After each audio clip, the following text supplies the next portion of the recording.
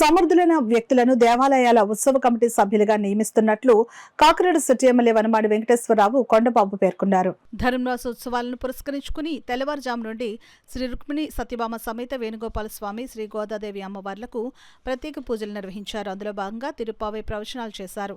Kakinada city MLA Vanamadi Venkateswararao ఆలయానికి విచ్చేశారు. ఆలయానికి విచ్చేసిన ఎమ్మెల్యే వనమాడి కొండబాబుకు ఆలయ ఆఫీసర్ రాజేశ్వరరావు, ఉత్సవ కమిటీ సభ్యులు వచ్చుశేఖర్, వెస్సామురళి, టీడీపీ నాయకులు ఆలయ మర్యాదలతో స్వాగతం పలికారు. ఆలయంలో ఎమ్మెల్యే కొండబాబు స్వామివారిని దర్శించుకుని పూజలు చేశారు. అనంతరం ధనుర్మాసం సందర్భంగా ధనుర్మాస ప్రసాదం పంపిణీ కార్యక్రమంలో కొండబాబు పాల్గొన్నారు. పెద్ద సంఖ్యలో భక్తులు ఆలయానికి విచ్చేసి స్వామివారిని దర్శించుకుని పూజలు చేసి వివిధ ప్రసాదాలు స్వీకరించి తరించారు.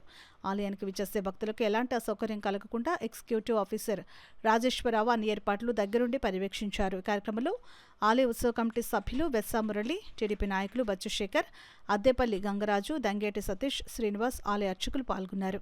స్థానిక శ్రీ వేణుగోపాల స్వామి కోవిల్లో ధనుర్మాసం స్టార్ట్ చేసేందున భక్తులందరూ వచ్చి వేణుగోపాల స్వామిని అలాగే గోదాదేవిని దర్శనం చేసుకుని అందరూ ప్రసాదం తీసుకుని వెళ్ళవలసిందిగా కోరుతున్నాము.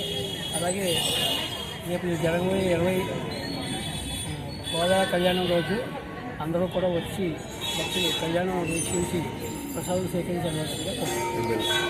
ఈ కార్యక్రమం అంతా కూడా మన ఎమ్మెల్యే గారు వనమాడి కొండబాబు గారు ఆదేశాల మీద 30వ వార్డు నాయకులు, కార్యకర్తలు అందరి యొక్క సహకారంతో చేస్తున్నారు.